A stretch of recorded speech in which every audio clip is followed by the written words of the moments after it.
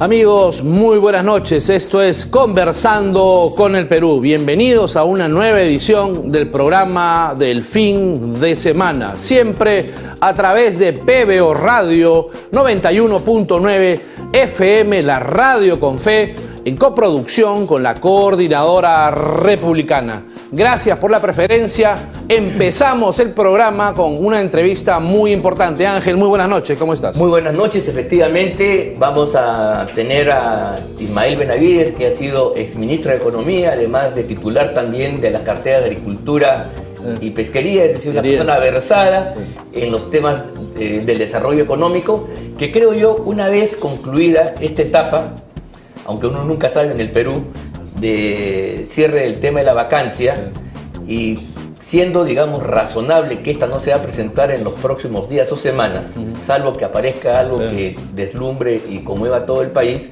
entonces creo que es tiempo de empezar a visualizar cómo viene el futuro, a raíz de todo lo que ha sucedido y sobre todo cómo pinta el año una vez que ya tenemos aprobada una ley de presupuesto. Hay una propuesta por parte del Ministerio de Economía de llevar adelante un paquete tributario. Eso queremos analizarlo después con nuestros invitados. Así es. Y sobre todo, bueno, pues entrar a la disquisición y análisis de aquello que el gobierno podría hacer y eventualmente por sus limitaciones, primero de orden técnico, personal, profesional, pero también por sus concepciones políticos e ideológicas, no haría, y en consecuencia, como vamos a tratar de demostrar, oportunidades que ahí se presentan podrían perderse inexorablemente. Eso creo que es lo que vamos a conversar con nuestro al cual ya hemos hecho una presentación, pero creo, vamos a hacer arranca tú con las preguntas. Vamos a hacer el análisis en materia económica con el ingeniero Ismael Benavides, ex ministro de Economía y Finanzas. Ingeniero, muy buenas noches, ¿cómo está usted? Muy buenas noches, mucho gusto saludarlos. Gracias. Ingeniero, usted es muy versado en el tema, en materia económica, ha sido ministro. ¿Cómo ve usted actualmente, a raíz de la incursión de este gobierno socialista en materia económica? Se habla de una economía keynesiana a través de del ministro Franke, pero los índices micro y macroeconómicos, al parecer, están de capa caída. Su análisis, ingeniero. Bueno, hablar de keynesiana es un poco generosa con este gobierno. Claro. Más bien Keynes es un personaje de poder muy importante. Por decirlo, ¿no? Así es, exactamente. No, aquí están tratando de aplicar una economía socialista, comunista, porque el parar elementos de producción tan importantes como las minas Las Bambas y otras minas y no resolver esos problemas es justamente atentar contra la economía del Perú, justamente en un ambiente, en una búsqueda de debilitar a la empresa privada para que el Estado pues pueda ir asumiendo un rol preponderante que ya sabemos dónde nos lleva, como ha sido el caso de Venezuela. La economía peruana este año ha tenido un rebote, y para que nuestra audiencia nos entienda, es básicamente en el año 2020 la economía cayó alrededor de 12%, y este año va a recuperar ese 12%. ¿Por qué? Porque ha habido las vacunaciones, las empresas han abierto y funcionado normalmente, y por supuesto hemos tenido el empuje de los precios internacionales, de los metales fundamentalmente. Entonces vamos a recuperar el nivel donde estábamos alrededor del 2020, de repente un poquito más. Pero el 2022, que ya la economía recuperada está en un nivel normal, digamos, va a crecer muy poco. Las proyecciones que yo he visto de distintos agentes económicos van entre 0.9 a 2,5%. Y como dice una directora del Banco Central, con ese crecimiento del Perú no la hace. Más bien va a aumentar la pobreza, aumenta el desempleo y por supuesto todos estos 300.000 jóvenes que salen al mercado laboral todos los años simplemente no van a encontrar trabajo. Entonces empieza ya un declive de la economía peruana. Y esto fundamentalmente porque no hay inversión privada. En los últimos años la inversión privada ha sido más o menos el 80% de la inversión. Entonces, cuando hablamos de inversión, es la construcción de fábricas, la construcción de edificaciones, infraestructura, o la construcción o establecimiento de nuevas operaciones agrícolas, en fin, diversos tipos de actividades, incluso la pequeña empresa, una panadería, un taller, qué sé yo, que sirven a las empresas más grandes o sirven a la comunidad. Todo eso, por desconfianza con el gobierno que no da las condiciones adecuadas, evidentemente va a estar en cero. El Banco Central ya lo ha anunciado y todos los analistas económicos ya lo han confirmado. De manera que estamos frente a un año 2022 que se pinta feo, en el cual no vamos a aprovechar estos grandes precios de los metales que tenemos, no solamente el cobre, la plata, el oro, no se olviden, el Perú es el segundo productor de plata en el mundo, somos el séptimo en oro, el zinc, etcétera, todos están con precios extraordinarios y no los vamos a aprovechar. Y eso pues realmente en una economía cíclica como son los metales, realmente no nos da el colchón financiero para seguir creciendo cuando esos precios acaben. Sí, pues una situación bastante triste, ingeniero, ¿no? Porque justamente a diferencia de lo que hizo Keynes fue un gran político inglés, llegó a ser titular de las carteras de economía ya en la época de la guerra, en los periodos de entreguerra, cuando Europa estaba recesada por estos fenómenos, y entonces él generó una política distinta al pensamiento clásico, donde el Estado, a través de una intervención fomentando el gasto público, lo que quería que hacer era reactivar la demanda, generó una demanda un poco artificial para alcanzar nuevamente un nivel de crecimiento. Pero por lo que te está explicando aquí el ingeniero, sucede todo lo contrario. Y los amigos que nos escuchan entenderán, si una persona, si un agricultor deja de sembrar un año, el próximo año no recaba nada. Entonces, lo que pudo haber acumulado en tiempo anterior no lo va a mantener en el tiempo y por el contrario va a entrar en una quiebra de franco declive. En consecuencia, el no invertir puede que no se sienta ahora, si es que tenemos buenos precios y podemos vivir una bonanza temporal y artificial, pero en el mediano o largo plazo, si es que no sembramos aquello que va a permitir, generando producción, riqueza y trabajo, simplemente el horizonte se pinta negro. Creo que eso es lo que más o menos el mensaje que nos estamos aquí señalando, ¿no? Exactamente. Y los proyectos mineros, por ejemplo, tienen maduración después de 5 o 10 años. Fíjense, el contrato con las Bambas lo firmamos en el gobierno de Alan García en julio del 2011. O sea, ya la salida del gobierno de Alan García. Y esta mina recién empezó a operar en el 2017. O sea, tienen largos periodos de maduración estos proyectos mineros. Igual a la agricultura de agroexportación. Para que un palto te empiece a producir tiene que pasar 3 años, una uva igual, los cítricos 5 años. Entonces, el que invierte tiene que tener una visión de largo plazo para asumir el riesgo. Sí, claro. ¿A dónde vamos a llegar, ingeniero, con esta política comunista antiminera? No podemos aprovechar los precios, hay que decirlo, precios de los commodities. Pero peor aún, aquí estamos ante una cosa peor, una cosa chabacana, porque la Unión Soviética, bajo una dictadura feroz como Stalin, impulsó un crecimiento. Los chinos a su manera lo hicieron a patadas, sin respetar ningún tipo de derecho humano, ni sindicalismo, ni derechos laborales. Este comunismo del siglo XXI en realidad es antiproductivo, se disfraza de discursos ecológicos para no aprovechar los bienes que nos da la naturaleza y explotarlos de modo racional e inteligente, ¿no? Eso me parece mucho más grave. Como si fuera un veto permanente, ¿no? Es una posición realmente ridícula, ¿no? Es ridículo. El Perú apenas explota un 12% de su capacidad minera. Entonces imagínate, todavía tenemos 88%. 12 nada más. 12 nada más.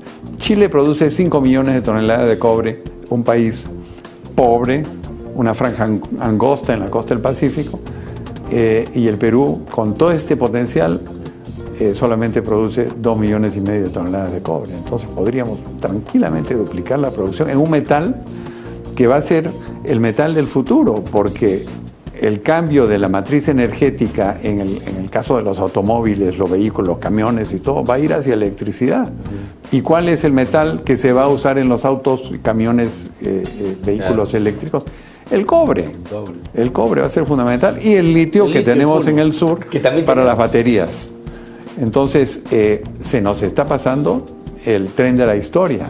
Eso es lo más triste. Y esto hay que decirlo con todas sus letras, porque incluso aquellos amigos que de buena fe votaron por Castillo con la esperanza que las cosas mejoraran, mira, hay que decirle que incluso en sus propios parámetros radicales, si ellos quieren redistribuir riqueza y evitar que en el país ya no haya pobres, ¿no? Como dicen, un país que no haya por un país de ricos, cosa que está pasando todo lo contrario, deberían pues hacer que crezca la producción. Eso es evidente. Sí, claro. Se puede discutir cómo se distribuye. Que la torta sea más grande. Que la torta sea más grande para poder alcanzar justamente a aquellas personas marginadas, vulnerables, qué sé yo.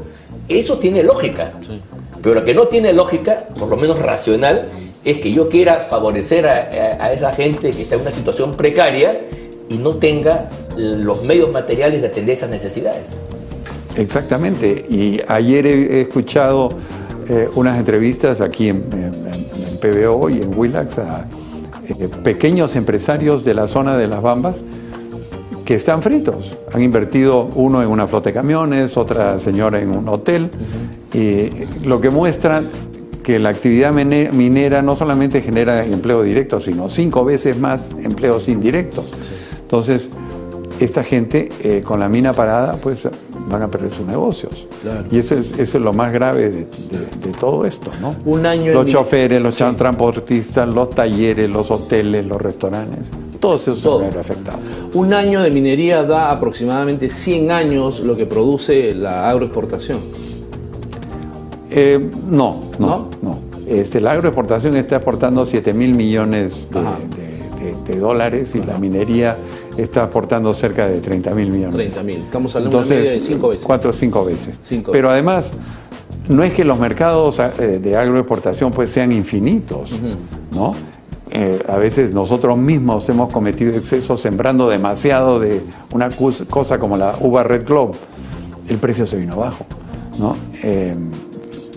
Pero el cobre, que es el metal del futuro para los vehículos, para las nuevas construcciones que se van a hacer eficientes eléctricamente, va a ser un boom.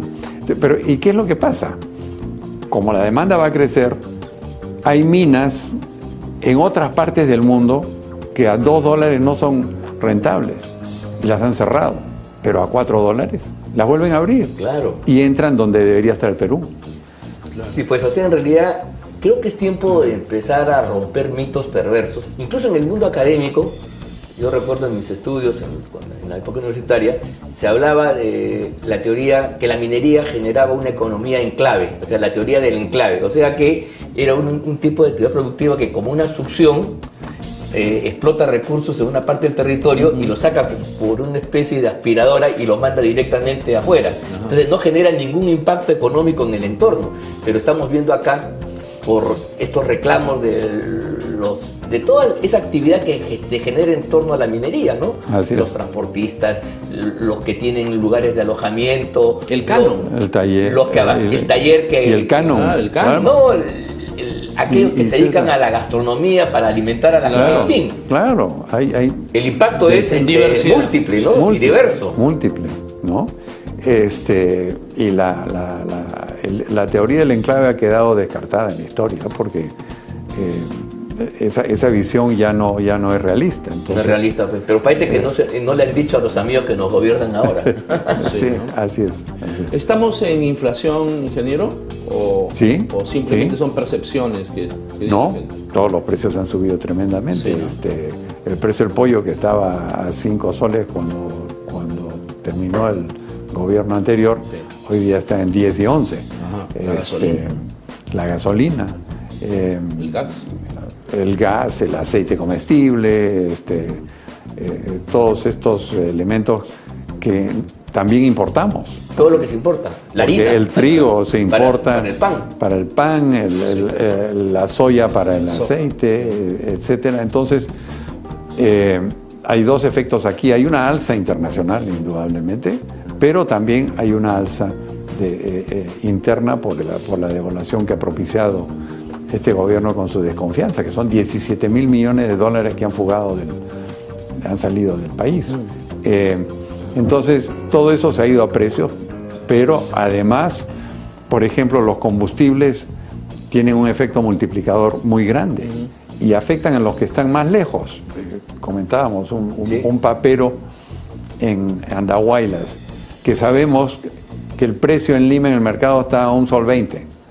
Entonces tiene que traerlo 600 o 700 kilómetros a través de caminos de la sierra a Lima. Por supuesto que lo que le llega al productor de papas en Andahuaylas es nada o poquísimo. Claro, sí. ¿No? Entonces, ahí hay impactos que el gobierno no ha considerado. Y otra cosa muy grave en la agricultura, hablan de la agricultura familiar y la de segunda reforma agraria. No han hecho absolutamente nada, es puro humo. Es puro humo. Puro humo, sí, efectivamente. Pero además cosas concretas que podrían hacer, por ejemplo, el pequeño agricultor que siembra maíz, que siembra arroz, que sé yo, productos alimenticios para nosotros, hoy día tiene que pagar el doble o el triple por el fertilizante. Y evidentemente el gobierno podría hacer esfuerzos ahí de hacerle llegar, porque esto es transitorio además, esto no va a ser permanente. Podría ayudarlo con fertilizante, pero no lo hacen. No lo hacen. Entonces, el próximo año vamos a tener menores cosechas de estos productos y los precios van a subir. Sí. Entonces podríamos decir, ingeniero, ¿usted cree que las finanzas públicas podrían estar relativamente bien, pero la precariedad se ha instalado a nivel de la economía doméstica, a nivel de la microeconomía? ¿Podríamos hacer ese tipo de análisis? Yo creo que sí, porque el Estado está gordito. Sí, pues claro. Tiene buenos ingresos, el impuesto a la renta ha subido 50%, a las cifras que he visto en octubre. El IGB ha subido 45%, o sea, tienen una gran recaudación y tienen un superávit primario. Encima se han endeudado en 5.000 millones de dólares, gracias a que el Perú tenía una buena imagen afuera que se hizo en los gobiernos anteriores. Entonces, el Estado está hoy día con amplia cantidad de recursos, pero no está llegando abajo. O sea que tenemos un Estado rico, pero un país pobre. Pero un país pobre y empobreciéndose por la inflación. Y que lo haga un gobierno de izquierda realmente va contra toda la ortodoxia. Es exactamente, exactamente. Y esta visión paternalista, ingeniero, de este gobierno de repartir bonos a diestra y siniestra, como que vuelve ociosa a la gente, ¿no? Impide la producción, el desarrollo de la persona, ¿no? Mira, hasta en Estados Unidos ha ocurrido. El año pasado repartieron bonos, $1.200 por persona, más $600 si tenías un hijo. Por supuesto, mucha gente se dejó de trabajar. Y hoy día en Estados Unidos hay 15 millones de puestos de trabajo que no se llenan por gente que prefiere recibir su bono. Entonces está esa gran discusión de cómo llenar esos puestos de trabajo si la gente se quiere dedicar a descansar y cobrar su bono. Entonces, yo creo que además es curioso lo que está pasando, porque por un lado el gobierno da un bono una vez, 350 soles, que llega a alguna gente, a otra no llega a dispar. Llega a dispar. Pero por otro lado, todos los precios están disparados. Y está cobrando IGB sobre todos esos precios. Entonces el gobierno, por un lado quita y por el otro lado da. Ajá. Una pregunta así curiosa, algunos amigos la harán. ¿Por qué si el Estado está gordito y rebosante, por qué quiere más impuestos? ¿Por qué Franklin nos amenaza, el ministro de Economía nos amenaza con un paquete tributario? Bueno, yo creo que su visión, cuando dijo que le pica el ojo y le hinca el hígado cuando ve un carro elegante, creo que es su visión de justicia social, entre comillas. Ay, por eso, es una cosa ideológica. Es una cosa... o sea, no hay una brecha ahorita que cerrar urgentemente, digamos. Absolutamente. Eso es muy importante. Yo creo que es un tema ideológico. Y a la final a quien va a afectar es a los más pobres, porque cuando le ponen más impuestos a las empresas, por supuesto se va, tarde o temprano, los precios, se va a ir a precio. Obvio. Así es. El Perú tiene una tasa internacionalmente en la media, hasta un poco alta en algunos aspectos, y el Estado hoy día, con lo que está recaudando, tiene suficientes recursos. Entonces, en una economía recesada, cualquier economista te dice, porque recesada es 1 o 2% de crecimiento, eso, claro. Ponerle impuestos va a recesar aún más a la economía, porque la gente evidentemente deja de gastar y deja de invertir. Sí, pues. ¿no? Entonces, yo creo que está totalmente equivocado desde un punto de vista macroeconómico y también desde un punto de vista social. El 2022, ingeniero, ¿cómo lo ve usted? ¿Cómo avisora el panorama económico para la nación? Mira, yo lo veo malo en términos de crecimiento y desarrollo. Sí. El gobierno va a seguir recibiendo buenos ingresos, como he mencionado, por los altos precios del cobre y los altos precios de todo lo que consumimos en realidad, pero va a haber poca obra pública, porque hasta ahora no han demostrado ninguna capacidad de ejecutar. Claro, nada, ¿no? Los gobiernos regionales tienen 4.000 millones de soles de presupuesto que no han gastado a la fecha, hoy, 11 de diciembre. El gobierno central, la inversión pública ha caído más de 30%. Entonces, y la inversión pública es fundamental porque es infraestructura y es empleo. Claro. Entonces, yo creo que por ese lado va a ser un año malo en términos de la economía. Y por el lado de incertidumbre, que es lo que también afecta a la economía. Vamos a tener, creo yo, un año movido políticamente otra vez, porque este gobierno ha demostrado que tiene poco respeto por la estabilidad económica y hay todas estas marchas y contramarchas, arranque, que voy a estatizar el gas, sí, pues, claro. Entonces, eso ahuyenta más todavía. Eso ahuyenta más y genera incertidumbre, y entonces vamos a tener un tipo de cambio que de todas maneras va a subir. Sí, yo quería hacer un cambio de tema, ¿no? El día de hoy hemos conocido un comunicado de un grupo de diplomáticos donde expresan su preocupación por el peso que está teniendo Evo Morales y algunos proyectos en marcha en relación al sur peruano, el Cusco en particular.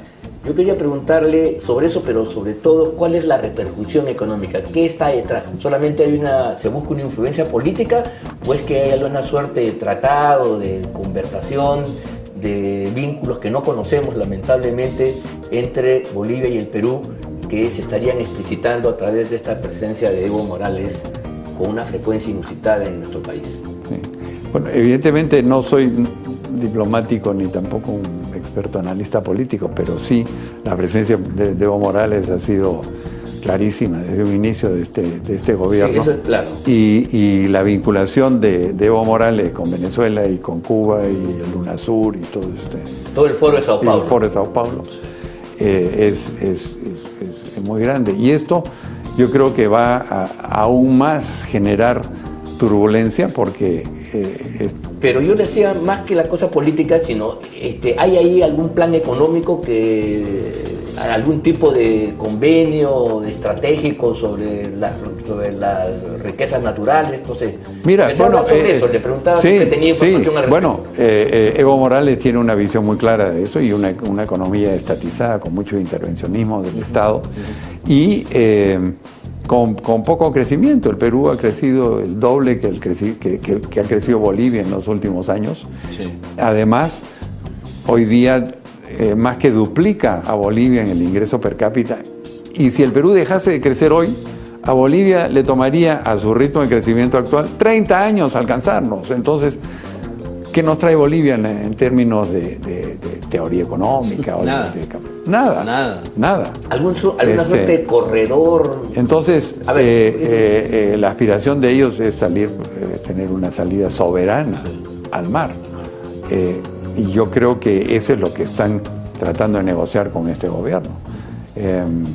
O sea, está primando la afinidad ideológica sobre la soberanía peruana. Y eso yo creo que es muy grave y va a traer mucha incertidumbre, especialmente sobre todo en que el sur. de modo soterrado, escondido. Claro. Así es. Sin transparencia. Sin transparencia, el señor Castillo y el canciller y toda una delegación ha ido a Bolivia, han firmado tratados que no conocemos, y eso creo yo que es grave para la soberanía nacional. Así es. Ingeniero, muchísimas gracias por haber estado aquí con nosotros en el programa. La verdad ha sido un gusto y espero contar con usted en cualquier oportunidad para hablar de estos temas. Creo que ha sido muy claro el horizonte que nos presenta para el próximo año y sobre todo la sensación, el sinsabor de conocer que tenemos oportunidades para salir de una crisis muy dura como que hemos vivido, pero por razones de torpeza, de ausencia de técnica y de sobre todo ceguera ideológica, se pueden perder estas oportunidades comprometiendo el destino nacional por los próximos años, ¿no? Exactamente. Claro eso, eso es muy duro de veras, ¿eh? El Perú, un país rico con un gobierno de pobres. De pobres mentales. Y ingeniero, muchísimas gracias, lo comprometemos por una muy agradecido oportunidad. Amigos, regresamos con el programa. Esto es Conversando con el Perú, siempre a través de 91.9 FM, PBO Radio, la radio con fe. Regresamos.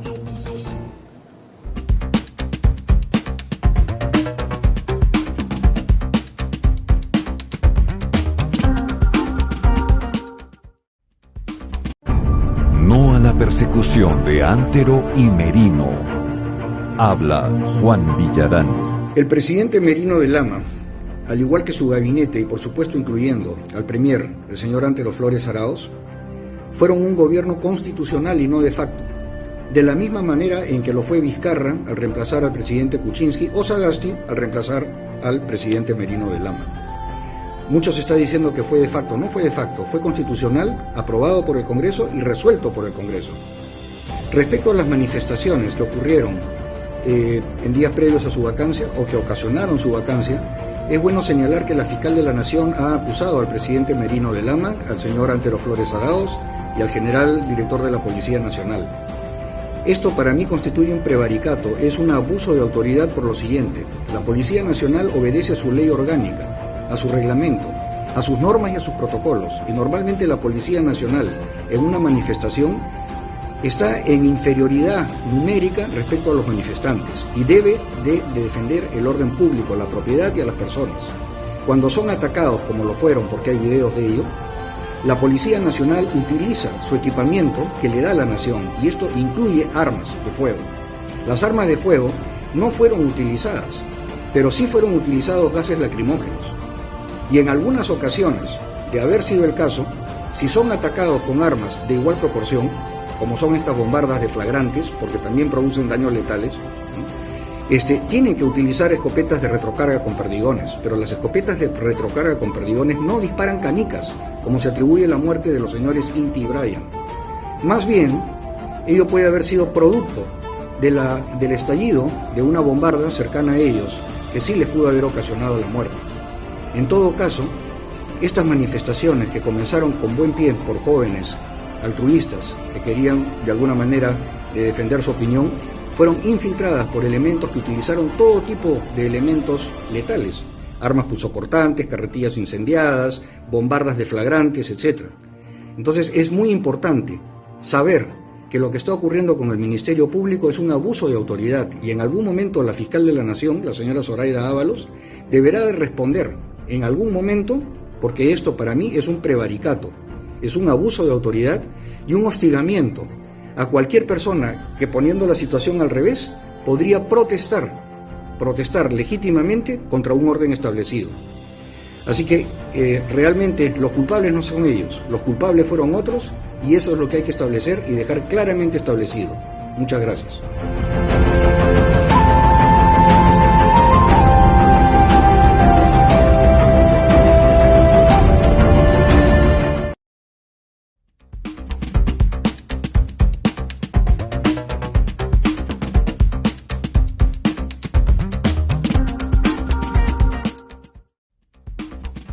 Amigos, regresamos. Esto es Conversando con el Perú a través de PBO Radio 91.9 FM, la radio con fe, en coproducción con la Coordinadora Republicana. En estos momentos tenemos la visita de Carlos Adriancén. Él es actual decano de la Facultad de Economía de la Universidad UPC, y con él vamos a conversar de temas económicos. Carlos, muy buenas noches. ¿Cómo estás? Muy buenas noches, ¿cómo están? Aquí a sus órdenes. Gracias por estar con nosotros. A ver, yo sí, en realidad muy contento de estar contigo, Carlos. Tú eres un economista muy versado y además tus comentarios siempre son fundamentales para poder entender la coyuntura, sobre todo económica en nuestro país. Mira, yo quería preguntarte lo siguiente. El gobierno finalmente, en una buena relación con el Parlamento, logró aprobar el presupuesto público para el próximo año, para el 2022. Yo quería preguntarte, siendo el presupuesto, como se dice en teoría, una planificación de acciones debidamente monetarizadas, financiadas, ¿hay algún plan, tú que has estudiado el tema con mayor versatilidad que nosotros, con mayor comprensión? La pregunta es si tú percibes ahí algunos objetivos, un plan, un destino que ese presupuesto que fue aprobado por el Parlamento a solicitud del gobierno tiene o no. El presupuesto es un ejercicio tentativo. Sí es. Uno hace un presupuesto para ver cuánto quiere gastar, de acuerdo a cómo planifica que van a estar sus ingresos y cuánto se puede endeudar. Pero lo sugestivo de este presupuesto no es el crecimiento, que es usual al de todos los demás presupuestos, sino el fondo del presupuesto. El gasto público está explosionando. El total del sector público, si consideramos incluso empresas públicas financieras, llega a los 70.000 millones de dólares. Y el televidente tiene que tener muy claro que eso es muchísima plata. ¿Y por qué hay tan malos servicios? ¿Por qué hay tanta corrupción? ¿Y por qué además nos quieren pedir más y más plata para gastar tan mal como están gastando? En momentos en que las empresas se juegan la lucha entre la vida y la muerte. Hace unos días me preguntaba un radio de Los Conos, me preguntaba, señor Adriansen, ¿cómo vamos a gastar la gratificación? Cholo, ¿tú tienes gratificación? Una minoría de los peruanos tiene gratificación. La mayoría, incluso de los que tienen derecho a gratificación, están en empresas que no van a sobrevivir. Y al ministro le pica que haya éxito económico. Claro. Y quiere más y más impuestos sin hacer ningún esfuerzo, porque los 70.000 millones de dólares es muchísima plata. Si el ministro considera el botín que son las empresas públicas, 7% del PBI, el total del gobierno general, si considera el señoriaje que emite el Banco Central y considera la nueva deuda que nos ha puesto en un país en muy mala situación, pedir más impuestos es solo un ejercicio ideológico de opresión. Así de claro. Es una visión, para responder finalmente a tu pregunta, que cree que la inclusión social es el control absoluto del Estado. El bonito concepto de inclusión social que todos repetimos tiene como origen sociológico la ausencia de alienación y la desaparición del desempleo, porque el Estado le da un empleo justo a todos. Toma control absoluto de la economía. No, señores. Tenemos hoy un Estado que empobrece, que gasta muy mal, que no da buena educación a nuestro pueblo. Mire, hoy día, en educación terciaria pública, que es educación universitaria, gastamos un 20avo de lo que gasta un país desarrollado. Entonces, y gastamos como proporción del presupuesto más. No tenemos recursos para darle la educación que querríamos, ni la salud que querríamos, ni las jubilaciones que querríamos a nuestra gente. Y eso no se va a resolver ampliando el presupuesto. Lo único que sucede empíricamente en los últimos 20 años, desde que están las cifras de percepción de corrupción burocrática, de transparencia internacional, que no es neoliberal, es una altísima correlación con la percepción de corrupción, que nos empobrece año tras año. Es una receta no mala, sospechosa de mantener un status quo donde la gente es amante de la corrupción, no hace nada por enfrentarla. Carlos, hay incapacidad del Ejecutivo en el gasto público y también de los gobiernos regionales, ¿no? Cuando hablamos del Ejecutivo, hablamos de un gobierno que básicamente es el anterior y es el de Humala, y ha probado ser un fracaso completo. O sea, yo hasta hace poco, cuando me pedían ejemplo de un ministro con malas cifras, miraba a carita de cielo. Así le dijimos al último ministro de Alan García en su primer gobierno. Bueno, la señora Alba lo superó y el señor Mendoza lo superó en términos de los peores indicadores. Ahora el señor Franque hay que juzgarlo cuando salga, pero no me parece que plantea ideas inteligentes para enfrentar la gran desgracia del Perú, que es la corrupción burocrática, y quiere hacerlo hundiendo al sector privado que aún no se levanta. Él dice, estamos creciendo una barbaridad. Hemos rebotado, Cholo. Claro. Incluso si miramos la tendencia, estamos debajo. No nos hemos recuperado todavía. Te has reactivado por rebote. Sería bueno que no lo mate. Claro, eso es importante que la gente entienda eso. Luego de una caída profunda, el resultado casi natural es un ascenso. Y a eso es lo que se le llama rebote, ¿no? Fue una caída porque el gobierno proscribió la actividad económica. Precipitó, por supuesto. Es el causante, proscribió consumir, y ahora ha proscrito menos, o la informalidad ha superado, y la economía rebota. Mérito no hay. Para colmo, el diablo también tiene simpatía por el Perú y le subió los precios de exportación. Pero el sector primario está completamente por debajo del no primario, y la economía no está precisamente en buena forma, como para decir, ya es momento de que yo aumente los impuestos, porque los impuestos van a ir detrás de las pymes, van a ir detrás de la clase media y la van a barrer y van a empobrecer gente. Y los ricos a los que quieren perseguir, los ricos se van a ir del país, y algunos se van a ir a la informalidad. Y se acabó el problema. ¿Por qué? Porque se ha querido ampliar la base tributaria en un país como el Perú, donde los anteriores ministros fueron unas joyitas y han recargado de impuestos a los que pueden pagar impuestos. De ahí la vieja frase acuñada por el IPE de pagamos impuestos como suizos y recibimos servicios como africanos. Eso para el 20% de la economía. El 80% tiene para el bitute. O sea, no hay forma de ampliar la base tributaria. Es una mentira. Lo único que van a lograr, algunos se van a ir, otros se van a ir a la informalidad y va a pagar la cuenta el pueblo. Si a mí me piden que elija entre priorizar al pueblo, en eso estoy con Castillo, ahí está, en lugar de priorizar a la burocracia, entonces yo voy a decir, señor, no le den facultades. A propósito, le pagamos para que legislen en materia tributaria y no para que estén sacrificando, traicionándonos, dando le pagamos a los congresistas para que ellos son los que legislen, no para que den facultades. Pues. O sea, eso es un tema importante, y se va a discutir ahora, en esta semana, porque como hay impuestos de periodicidad anual, tú sabes, tiene que aprobarse la reforma, el cambio, necesariamente hasta el 31 de diciembre de este año para que puedan tener efectos al próximo. Y por lo tanto, la decisión del Congreso va a ser decisiva. La vida es una tómbola. ¿Qué quiero decir con eso? Que muchos van a ir por su premio detrás de los votos. Ajá. Hemos visto escándalos políticos y al final se arreglaron. Me parece que son como una parejita, la oposición y el gobierno. Saben encontrarse. Se habla del aumento del salario mínimo vital, ¿no? Pero eso, Carlos, tú lo sabes más que nadie, va a alentar la informalidad, ¿no? ¿Y a cuánto llega? ¿No? La pregunta es ¿cuál es el impacto? Creo que son 400.000 trabajadores. Yo diría que cuando yo veo mi lado, yo tengo un lado emocional, yo digo, ¿por qué van a ponerle 200 soles más? Yo les daría 20.000 soles a todos los peruanos para que puedan viajar, tengan un buen paquete de salud, una jubilación. ¿Por qué no puedo?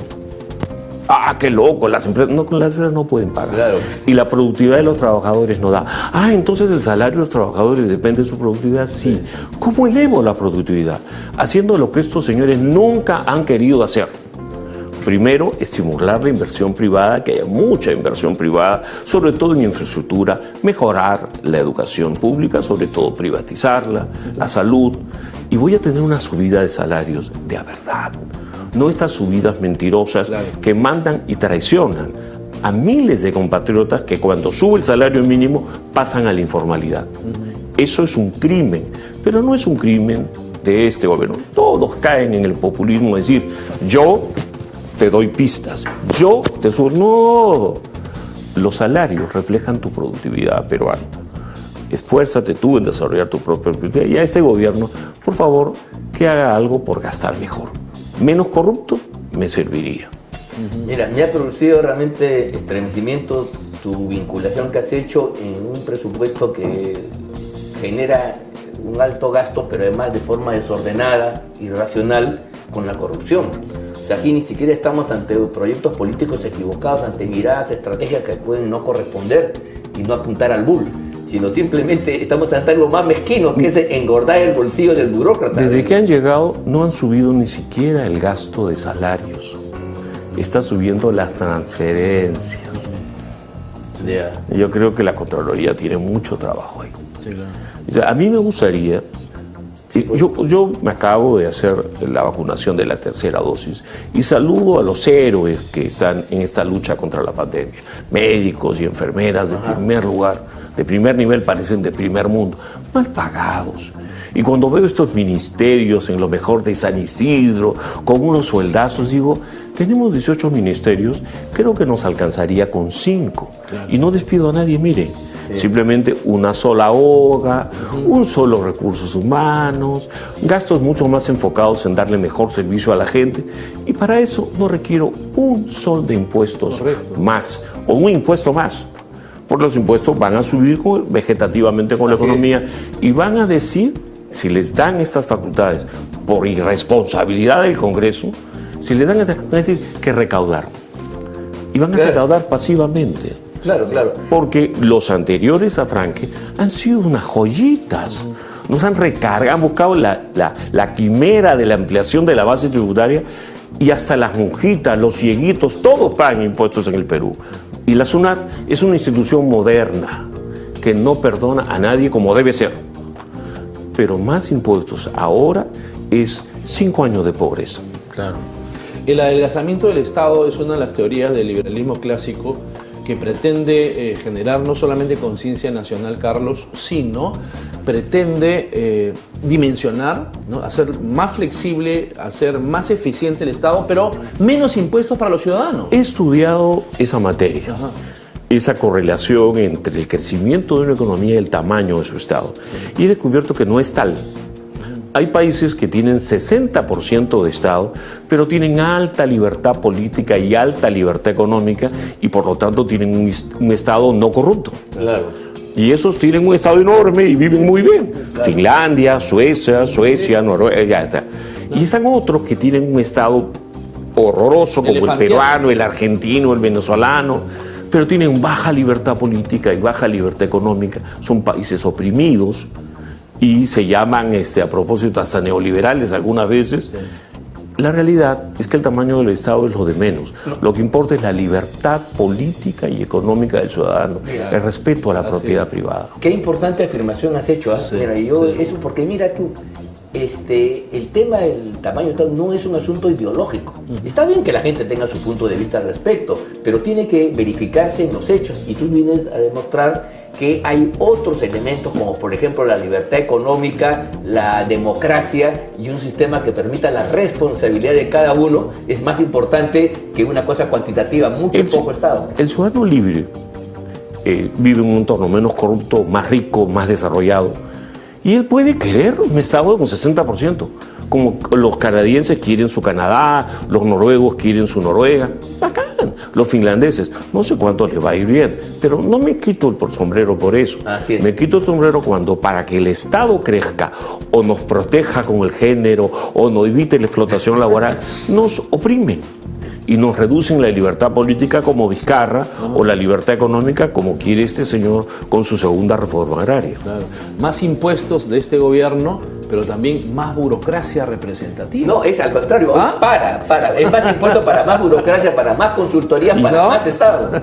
Para más nuevos ricos. Y eso, por eso, si hoy día miramos lo que pasa en Venezuela o en Bolivia, veremos que los ricos son más ricos que nunca. Sí, pues, eso y los pobres son más pobres que nunca.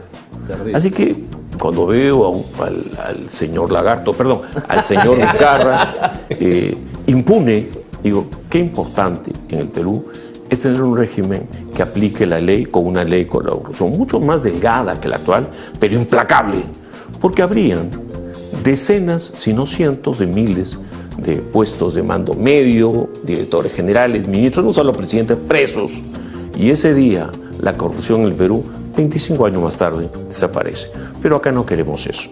Somos un país amante de la corrupción. Yo he visto gente feliz porque se estaba conciliando políticamente para que, no sé en qué país latinoamericano, para que no vaquen al presidente por corrupción. Así es. Y están felices en ese país, ¿puede usted creer? Sí, pues, son amantes de la corrupción. Sí. Sucede. Ese tipo de distorsiones pues son las realmente peligrosas y la verdad ya ni siquiera tiene que ver con el sistema político, sino tiene que ver con otros elementos. Idiosincrasia. Idiosincráticos, claro que está. Carlos, que son terribles. Menos Estado, menos corrupción, menos burocracia, menos mantenimiento de gente parásita en el Ejecutivo y en el Estado. A ver, O mejor es un gasto crimen, público, ¿no? es un crimen sacarle recursos a la gente del bitute Claro. con el IGB Así es. y empobrecerlos con el impuesto a la renta. Si no, vamos a gastar con respeto.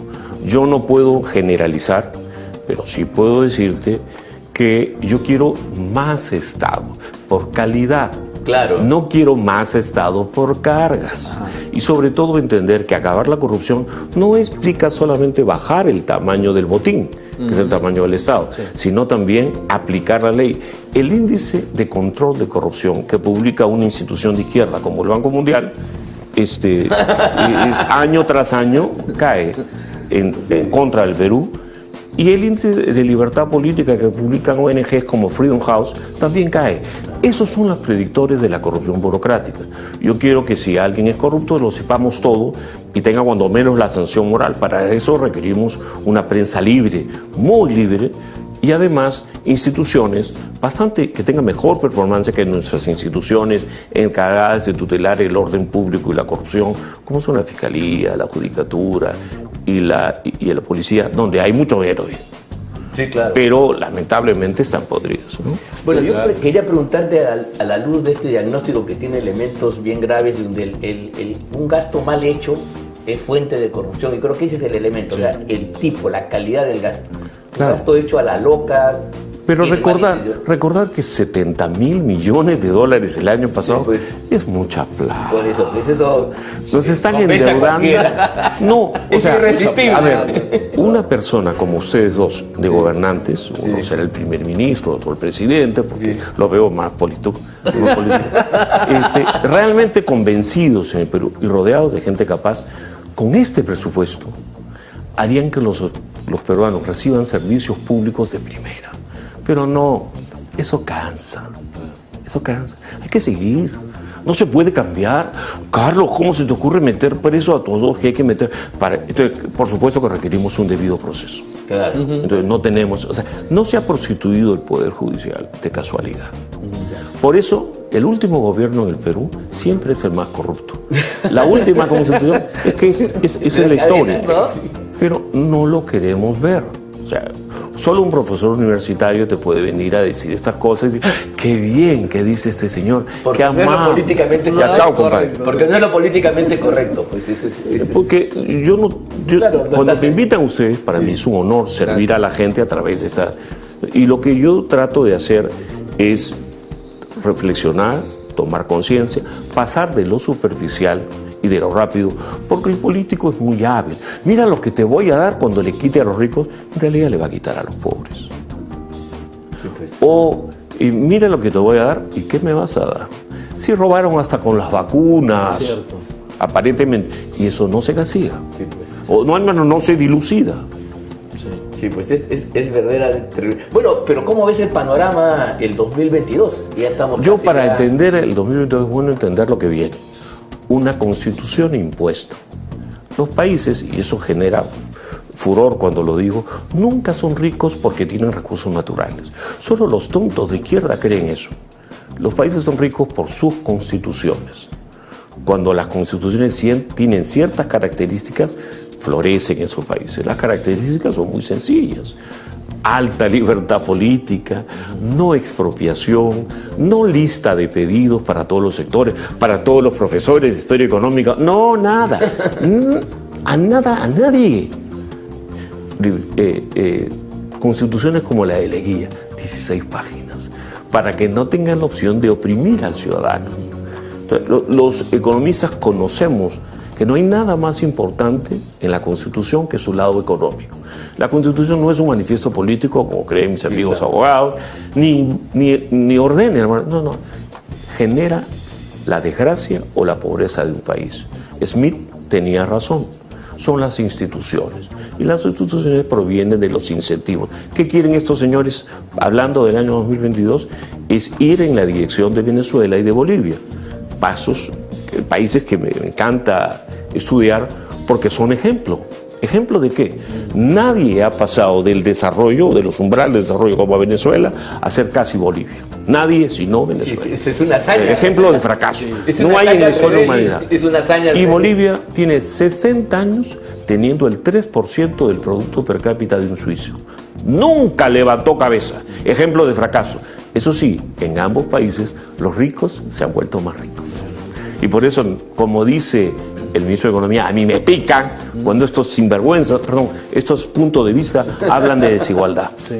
¿Se viene, Carlos, un modelo chavista económico acá en el Perú? ¿Tú lo ves así? Eso lo puede ver una persona que lea el periódico hace 6 meses cuando ve el plan de gobierno.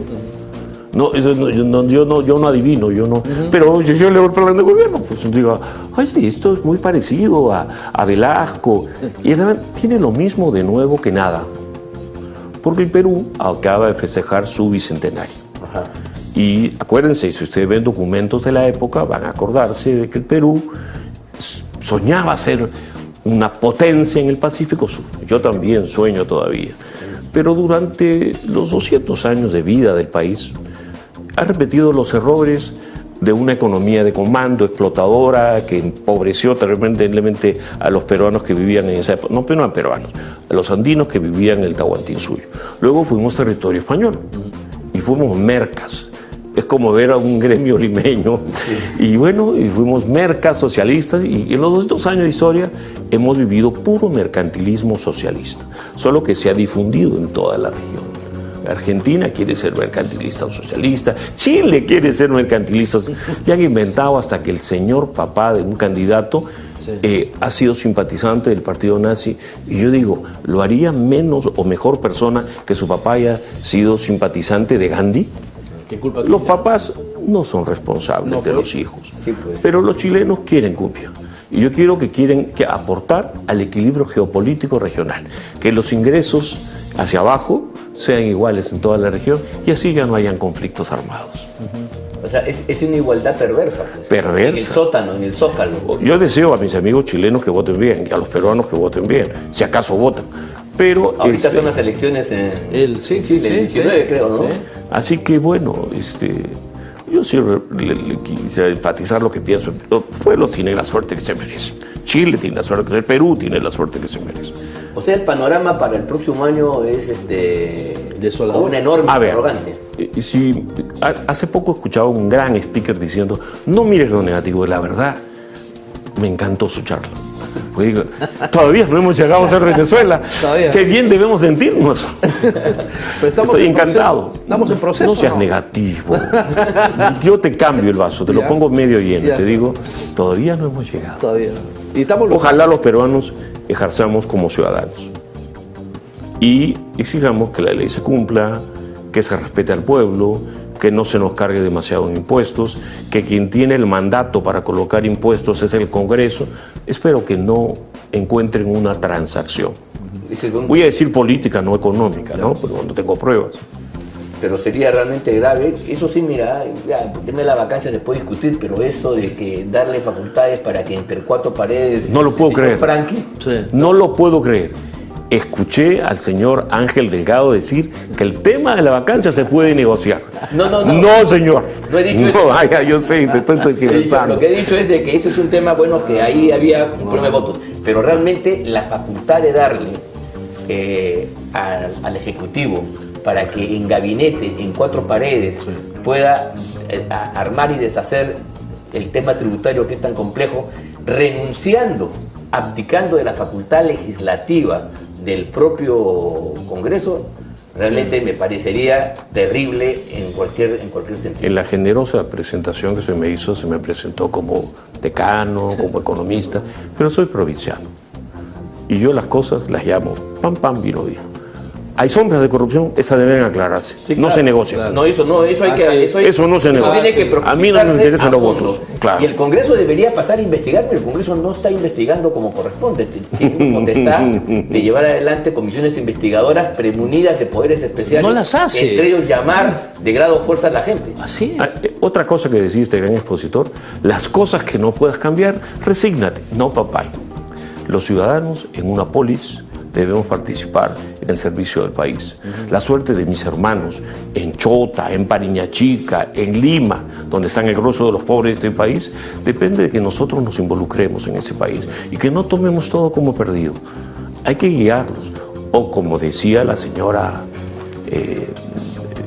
Humala, ¿es tan difícil caminar derechos? Filósofo. Sí, claro. Filósofa resultó ella. Esa gran metáfora que nos dejó, ¿no? Ya, sí. Increíble. Bueno, ¿Ah? feíta, ¿no? Grande, no, feíta, pero Claro. poderosa. Poderosa. Gracias, Carlos. Muchas gracias. Un honor por haber estar estado con nosotros, ustedes. Muy agradecido, de verdad. Molestándolos, ¿ah? No, Molestándolos. Ha Me sido dieron confianza. Muy fluida No hagan la eso. conversación, la hemos tenido Sí. además entretenida y estoy Claro. seguro que los amigos que nos han escuchado Sí. van a apreciar estos valiosos comentarios Claro de que Carlos sí. David. A ellos normalmente les gusta quedarse en televisión, quietecitos, viendo cómo el país pasa porque no pueden hacer nada. Claro que pueden hacer algo. Claro que Es sí. su país. Así es. Muchas gracias, Carlos. Un placer. Amigos, muchísimas gracias por haber estado aquí con nosotros. Esto ha sido Conversando con el Perú, siempre a través de PBO Radio 91.9 FM, la radio con fe en coproducción con la Coordinadora Republicana. Nos vemos, muchísimas gracias por la sintonía. Fuerte abrazo para todos. Buenas noches.